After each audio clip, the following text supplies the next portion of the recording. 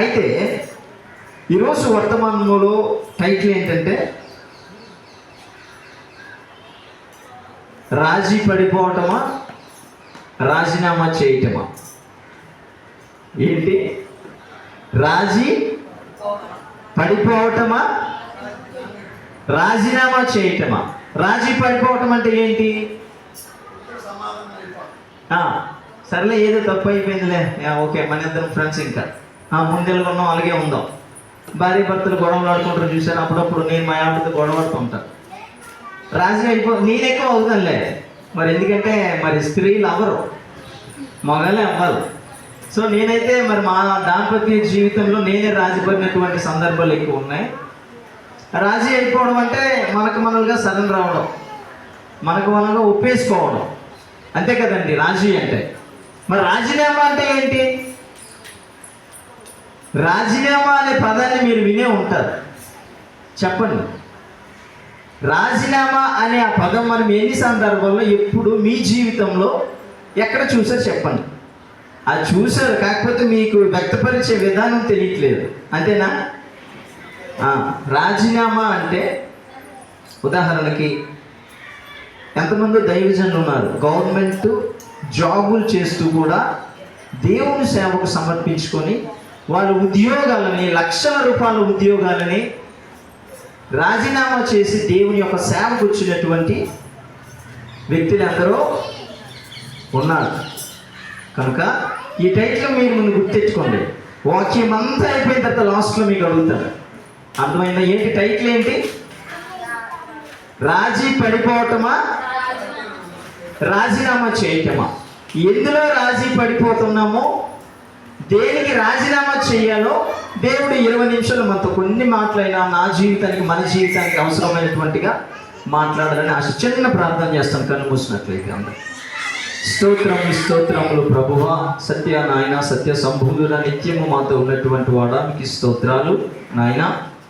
ఇచ్చినటువంటి ప్రభు సమయం నిర్మించకుండా ప్రభువ కొద్ది నిమిషాలైన తండ్రి, నా జీవితానికి కూడి వచ్చిన మా అందరి జీవితానికి కూడా అవసరమయ్యే రీతిలో నేను కాదు కానీ మీరే నా యందు మాట్లాడమని ప్రభువైన యేసుక్రీస్తు నామములో ప్రార్థించి వేడుకుంటున్నాం తండ్రి. సరే, మరి పిల్లల వైపు చూడకండి, ఇదే చూడండి. అక్కడ ఆల్రెడీ అక్క ఉంది కదా, వాళ్ళని హ్యాండిల్ చేస్తాం. అయితే మనం మందిరానికి వస్తున్నాం కదా, మీ జీవితంలో ఎంతమంది దేవుళ్ళు? ఒక్కరే. ఏమండి మరి అది చెప్పట్లేదు, ఎంతమంది దేవుళ్ళు? దేవుడు అక్కడే అనుకునే మనం మందిరానికి వస్తున్నాం. నిజమైనటువంటి దేవుడు, సత్య సంభూతుడు, మనకి పరలోక రాజ్యాన్ని ఇవ్వాల్సినటువంటి వాడు, మన కోసం ప్రాణం వచ్చి ఇచ్చినటువంటి వాడు ఒకే ఒక్క దేవుడని మనము నమ్ముతున్నాం. అలాగే జీవ గ్రంథములో కూడా ఒకే ఒక దేవుడని బలంగా నమ్మి అనేక వేల మంది ముందు మాట్లాడి ఆడినటువంటి సందర్భాలు మనకి అనిపిస్తాయి. ఏమండి, దేవుడు ఒక్కడే అని మన మందిరానికి వచ్చి మాట్లాడతాం, ఆరాధన చేస్తాం, బయట సువార్తలు కూడా వెళ్ళి మాట్లాడుతుంటాం. అలాగే బైబిల్ గ్రంథంలో కూడా దేవుడు ఒక్కడే అని మాట్లాడినటువంటి వ్యక్తులు తర్వాత నెక్స్ట్ సెకండ్లోనే ఏ రకమైనటువంటి ప్రవక్తలు చూపించారన్నది మనం చూద్దాం. తీయండి, 2వ రాజుల గ్రంథము 5వ అధ్యాయము. 2వ రాజుల గ్రంథము 5వ అధ్యాయము.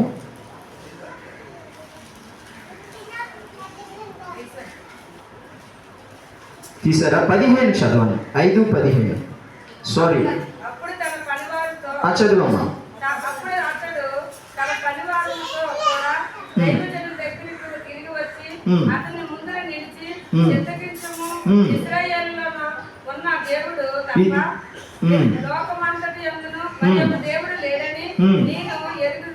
చాలు అక్క.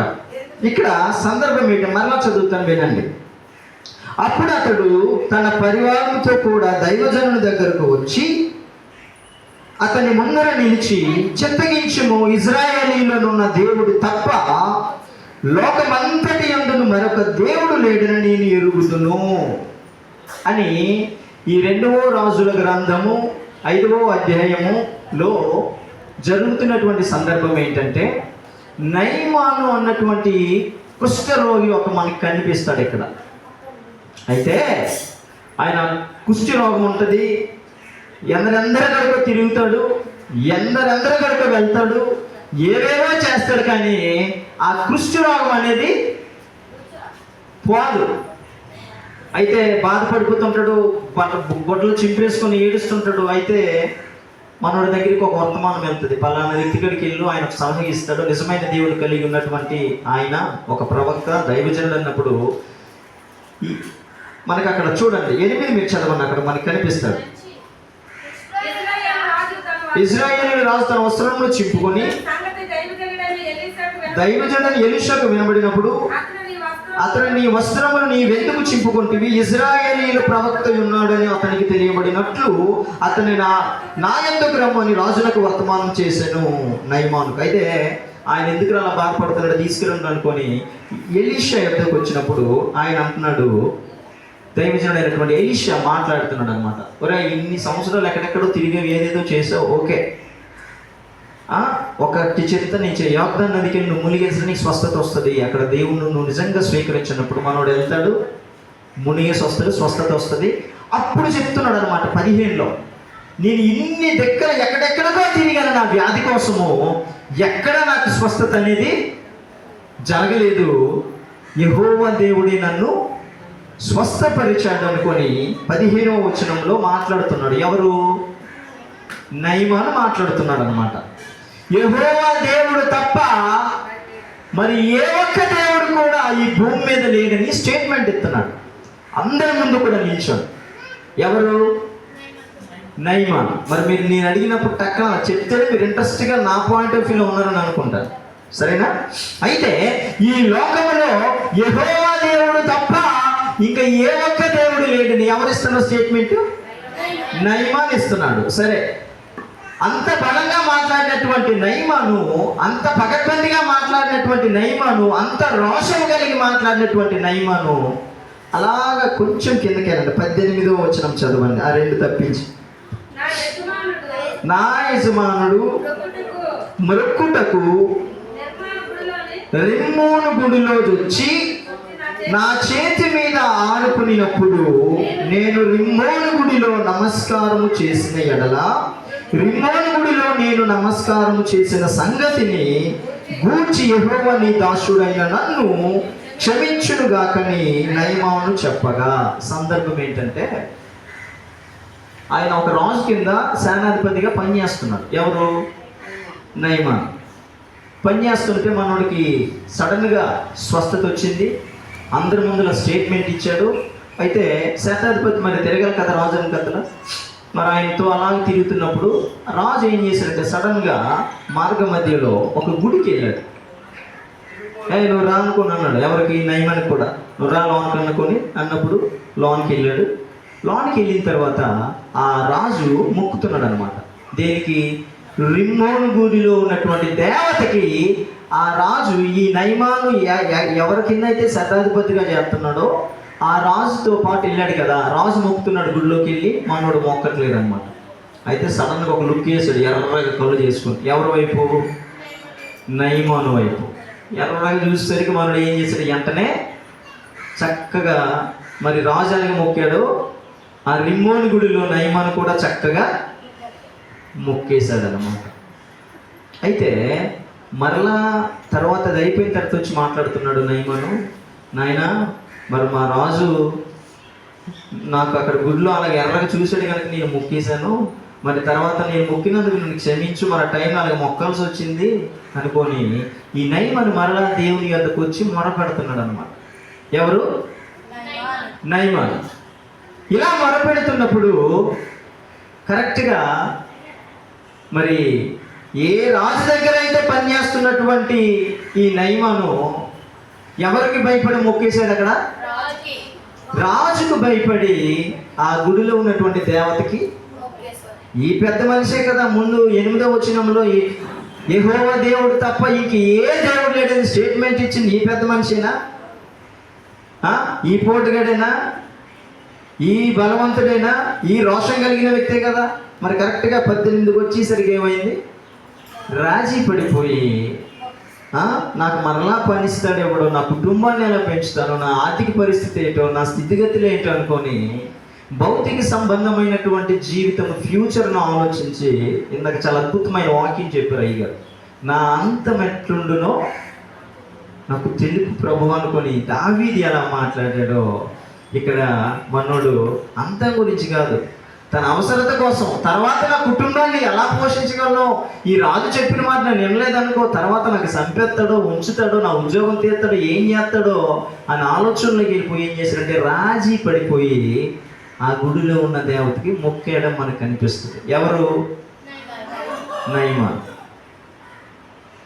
ఏమండి, మనం అలాగ కిందికి వెళ్తే ఎక్కడికి? దానియేలు గ్రంథంలో మనకు అద్భుతంగా ఉంటుంది, తీయని చెప్తాను. అక్కడ ఒక 3 భక్తులు ఇలాగే మొక్కమంటారు ఒక ప్రతిమకి, 90 అడుగులు ఉన్నటువంటి బంగారు ప్రతిమకి ఇలాగే ఆ 3 చెప్పారు మొక్కమని. ఇక్కడైతే ఒక రాజు, ఒక నార్మల్ రాజు చెప్పేసరికి మొక్కేశాడు మనోడు. ఎవరు? నయమాన్. కానీ అక్కడ నెబుకద్నెజర్ అంటే కన్నా డేంజర్ అయినటువంటి వ్యక్తి అనమాట, మహా డేంజర్, రక్తాన్ని కలిసి చూసేటువంటి వాడు. దానియేలు గ్రంథము 3వ అధ్యాయము 17వ వచనం.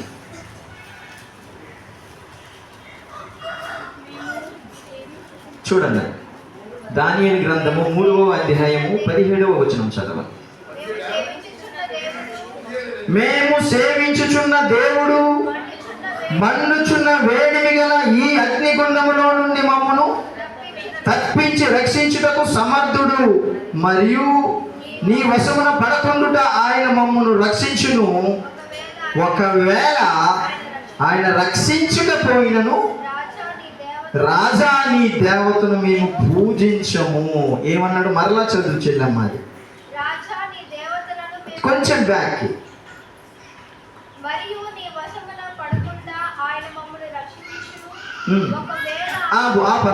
రక్షించును అని ఉంది కదా, అక్కడ కదా. ఆ తర్వాత చదువు. ఇది వినండి అందరూ. ఒకవేళ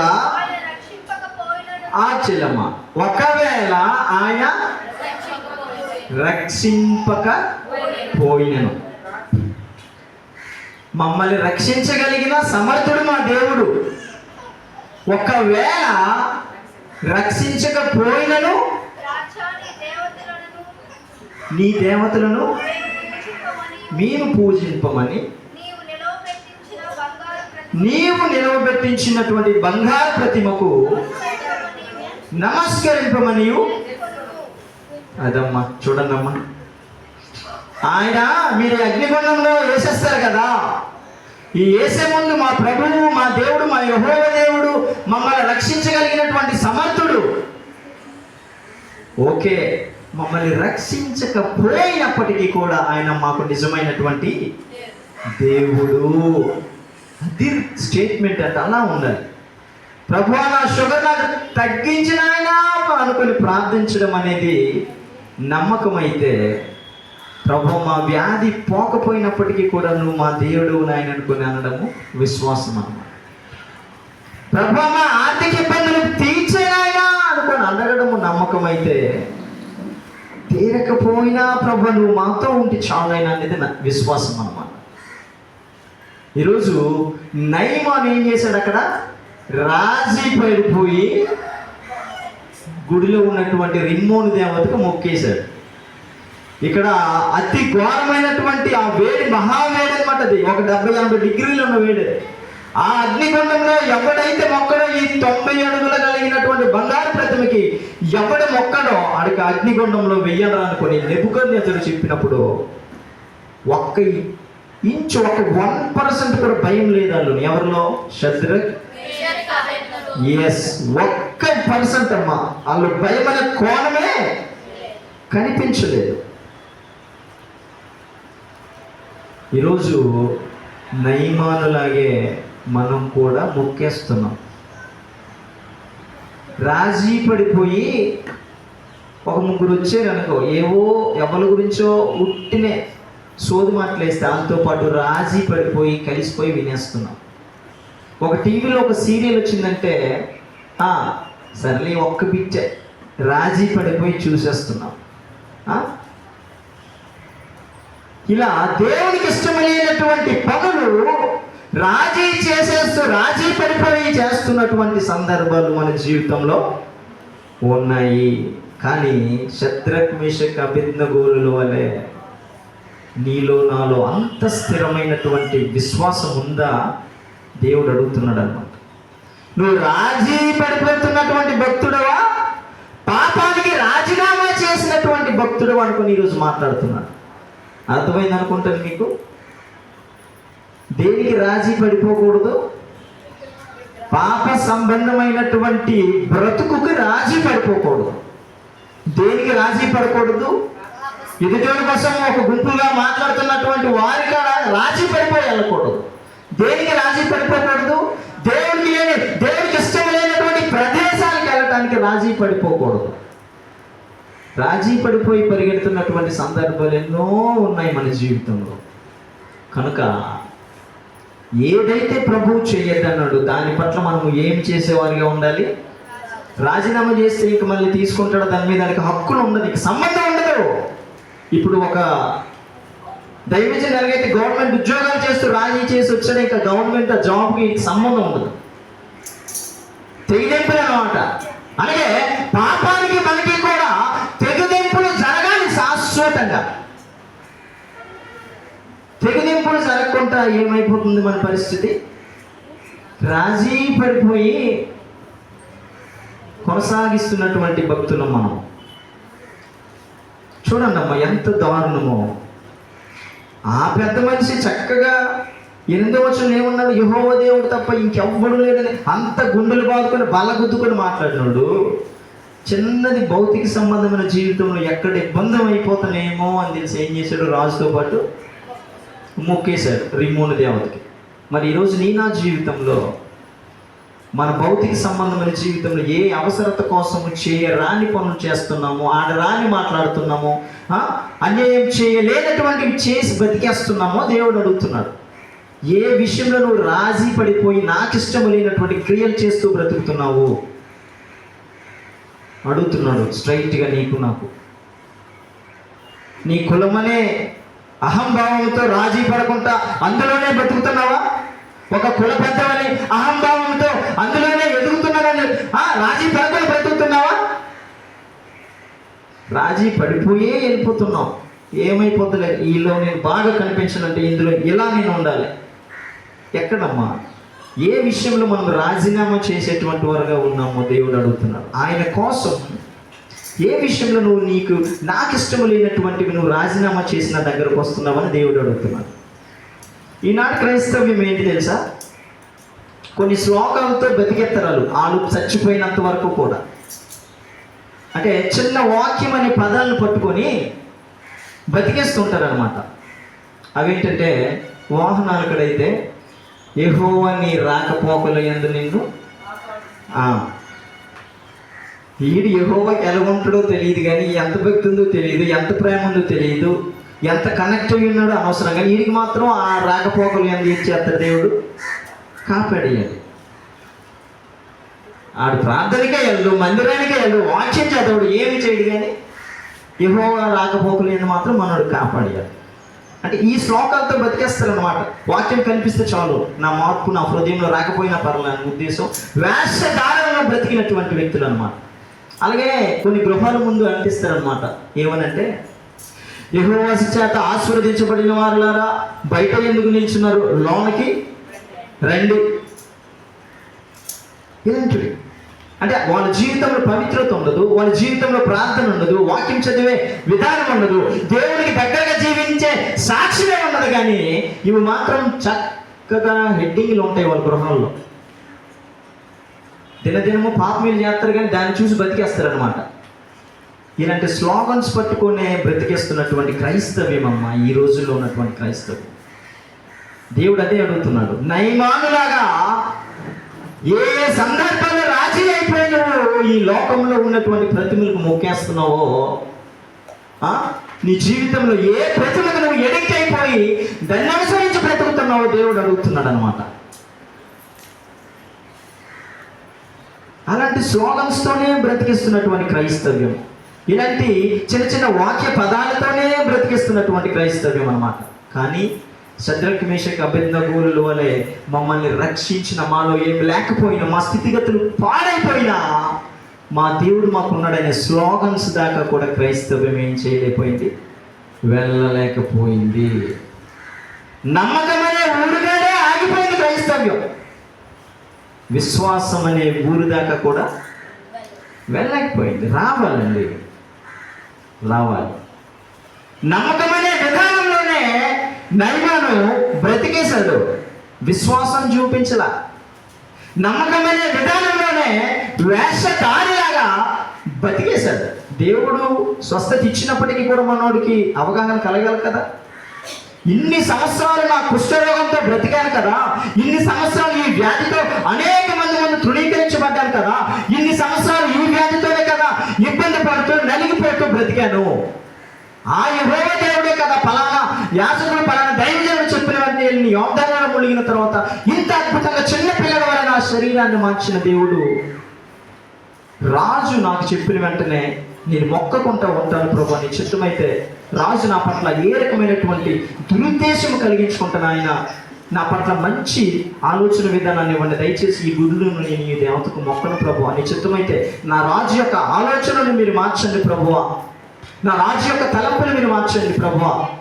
ఆయనకి ఏ రకంగా కూడా నేను ఆపోజిట్గా కనిపించుకుంటా, నాకు ఇంత రోగాన్ని స్వస్థపరిచినటువంటి వాడు, ఆ రాజు తలంపులు మార్చగలిగినటువంటి శక్తి కలిగిన దేవుడు ప్రభు, నీ చిత్తమైతే ఈ గుడిలో ఉన్న దేవతకు నేను మొక్కను. నా రాజు నా పట్ల ఏ రకంగానూ కూడా తప్పుడు ఉద్దేశంతో ఆలోచించి మాట్లాడుకుంటూ చెయ్యండి ప్రభు అనుకొని మొరపెట్టుంటే ఖచ్చితంగా నయమాను మొర ఆలకించేవాడు కాదా? మనకు అవసరమైనప్పుడే ప్రభువును పట్టుకుంటాం, అవసరం తీరిపోయాక ఒక చిత్తు పేపర్లోకి వెళ్ళేస్తాం. దేవుడు ఈరోజు నీకు నాకు అదే స్ట్రైట్గా అడుగుతున్నాడమ్మా. రాజీ పడిపోతున్నటువంటి భక్తుడవా, పాపానికి రాజీనామా చేసినటువంటి భక్తుడవా అని దేవుడు మాట్లాడుతున్నాడు. ఏమ్మా? కనుక దేవుడు ఒక్కడే అని నయమాను నమ్మాడు, కూర్చున్న మనందరం కూడా నమ్ముతున్నాం. దేవుడు ఒక్కడే అని నయమాను ప్రలోభాలు పలికాడు. దేవుడు ఒక్కడనే ఈరోజు భూమి మీద జరుగుతున్న మందిరాల్లో ఎంతో మంది దేవుడు ఒక్కడే అని నమ్ముతున్నారు. కానీ రాజీ పడిపోయి నువ్వు బ్రతుకుతున్నావు లేదనేది దేవుడు ప్రశ్నిస్తున్నాడు అన్నమాట. చూడండి, ఒక అద్భుతమైన సంఘటన మీకు చెప్తాను. చూడండి, దెయ్యాలు అసలు భయపడుతున్నాయండి దేవుని చూసి. యాకోబు రాసిన పత్రిక 2:19 చదవండి. దేవుడు ఒక్కడే అని నీవు నమ్ముచున్నావా? అలాగ నమ్ముట మంచిదే. చాలమ్మా అక్క, చాలు. చదువు చదువు చదువు అక్క, కంటిన్యూ చేయి.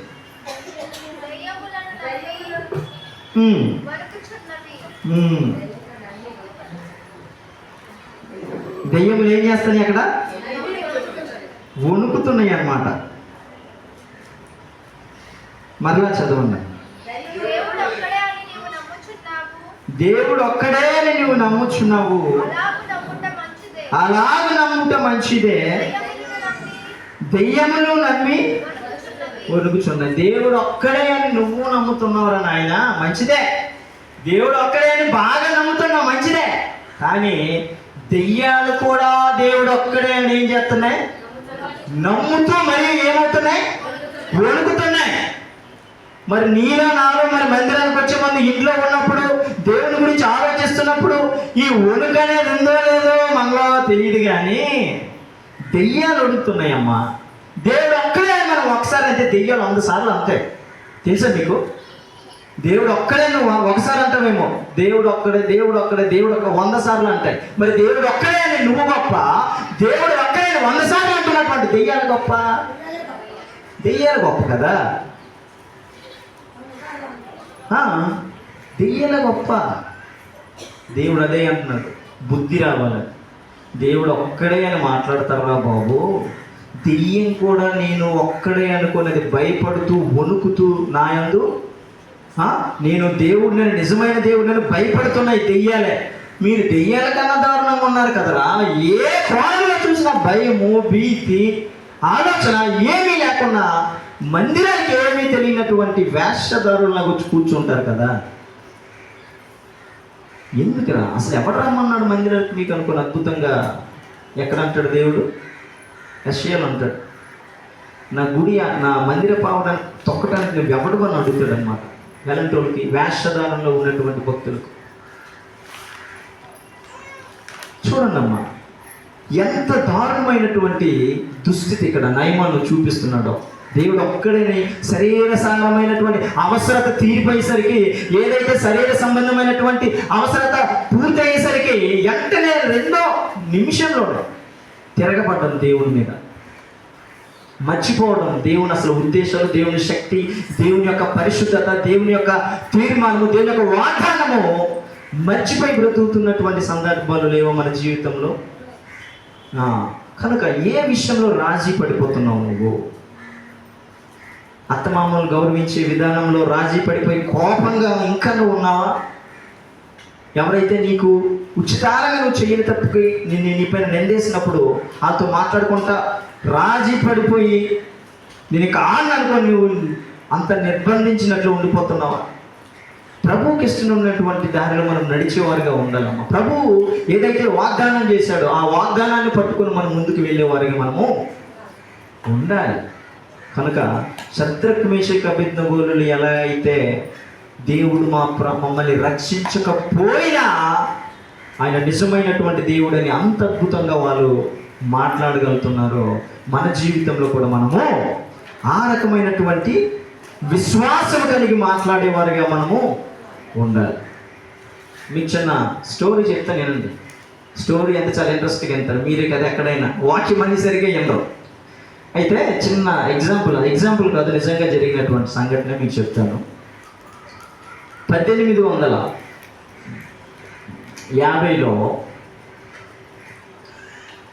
సాహసాలు చేసినటువంటి వ్యక్తి ఉండేవాడు అనమాట.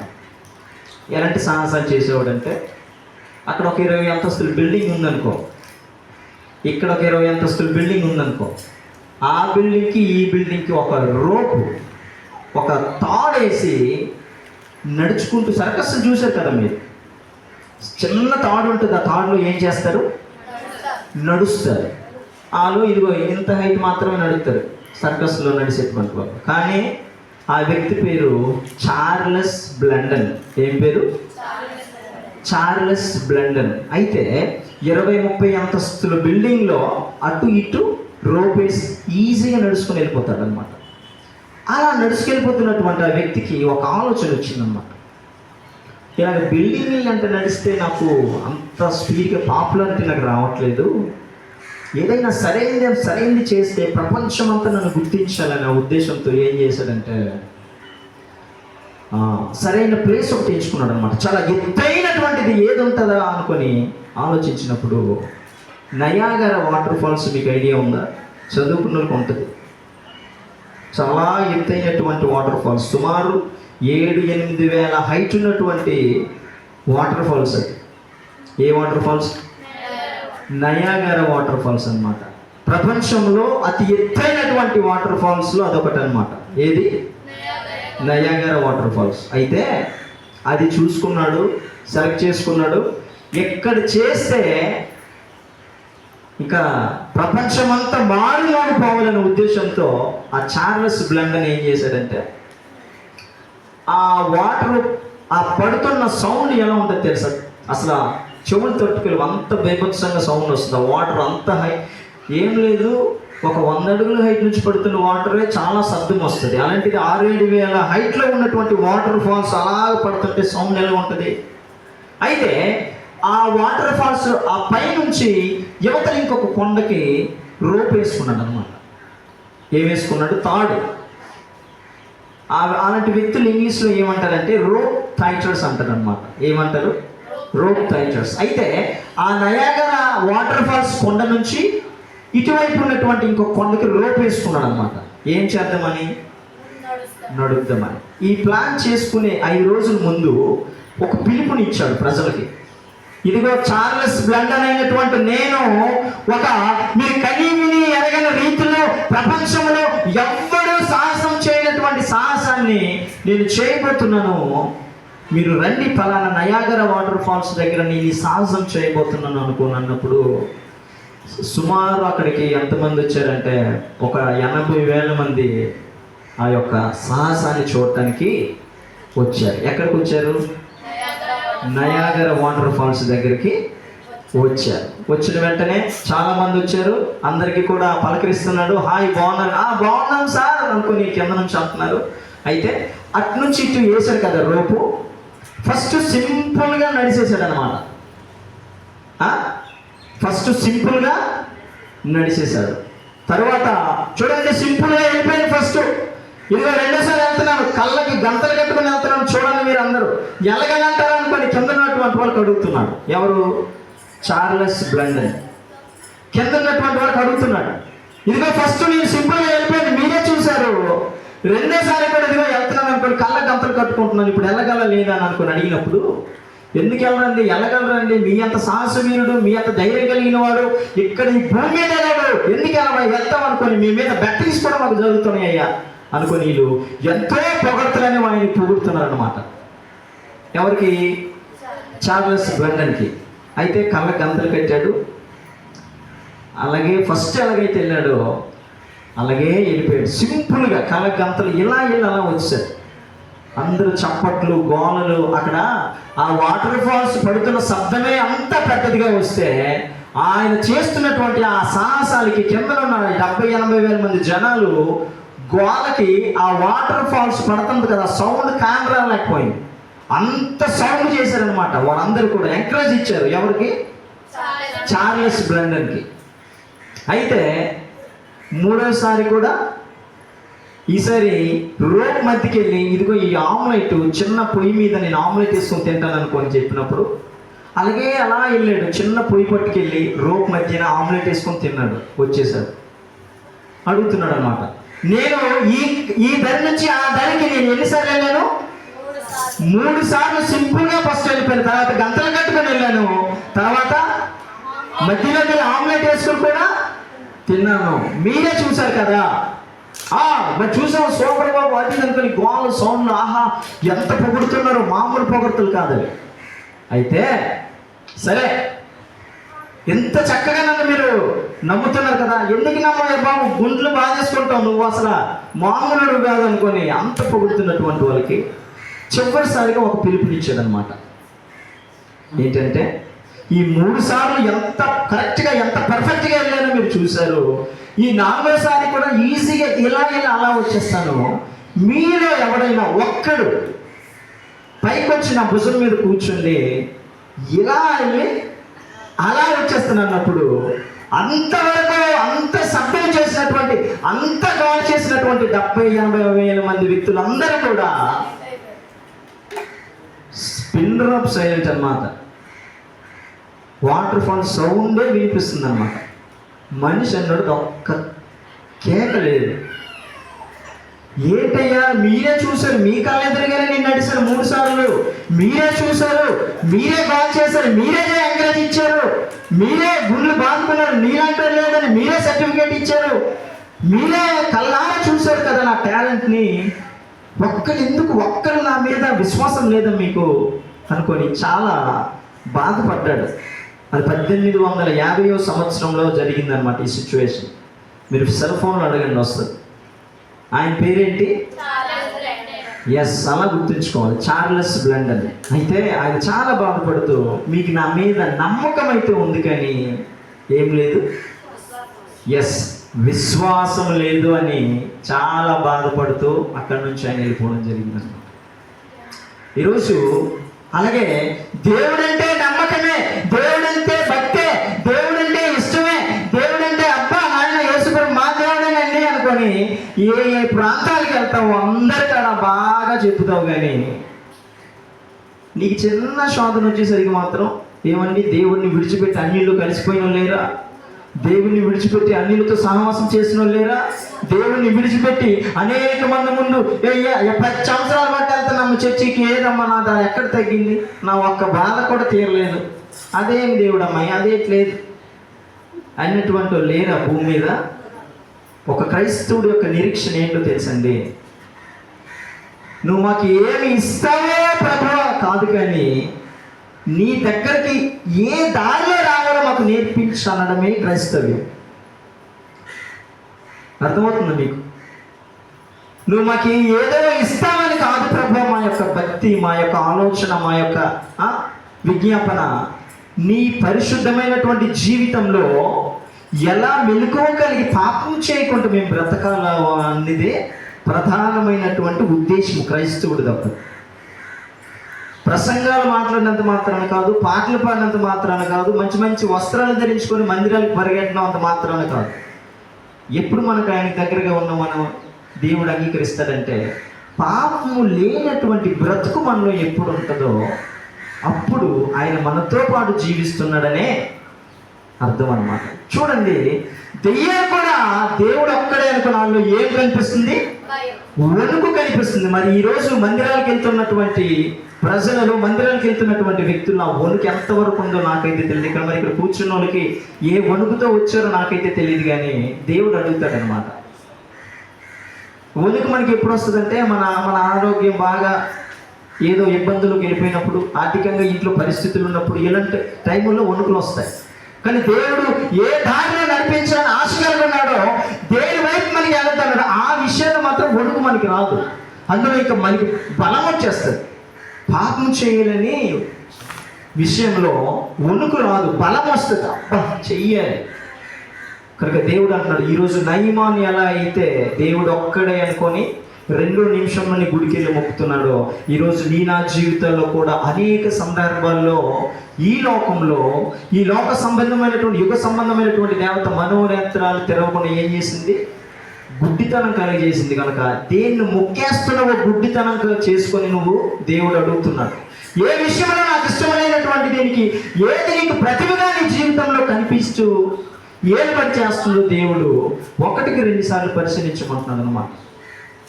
కనుక చెప్పండి, మొదట్లో ఏం చెప్పాను?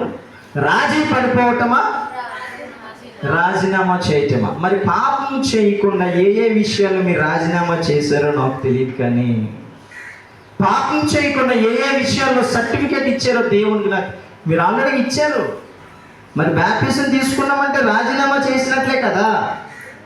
మరి బాప్టిజం తీసుకున్నామంటే రాజీనామా చేసినట్లే. ప్రభువా, ఇక ఏ సందర్భంలో కూడా నేను నీకు ఇష్టం లేనటువంటి పని చేయకుండా పవిత్రునిగా పరిశుద్ధాత్మ కలిగి పాపము లేనటువంటి వాడిగా జీవిస్తాను ప్రభు అని తీర్మానం తీసుకుంటున్నాం కదా ఈ పెద్ద మనుషుల మీద. మరలా నయమాన్లా వెళ్ళి మొక్కేస్తున్నామో లేదో దేవుడు మనకి అడుగుతున్నాడు అన్నమాట. కనుక నా జీవితంలో రాజీ పడిపోయినటువంటి భక్తి దేవుళ్ళు పనికిరాదని దేవుడు మాట్లాడుతున్నాడు. పాపము విషయంలో రాజీనామా చేసేటువంటి భక్తే దేవుడికి అవసరమని మాట్లాడుతున్నాడు. కనుక ఈరోజు దేవుడు చివరిసారిగా ఏం మాట్లాడుతున్నాడంటే, నా జీవితంలో చిన్న చిన్న వాక్యాలు మనకి తెలుసు అనుకొని అనేక మంది ముందెళ్ళి డబ్బా కొట్టుకునే విధంగా మన జీవితాలు ఉండకూడదు. ఏ చిన్న వాక్యం నీకు తెలుసో దానికి తగ్గట్టుగా నీ జీవితం మలిచి చూపించు క్రియలో ఈ లోకంలో.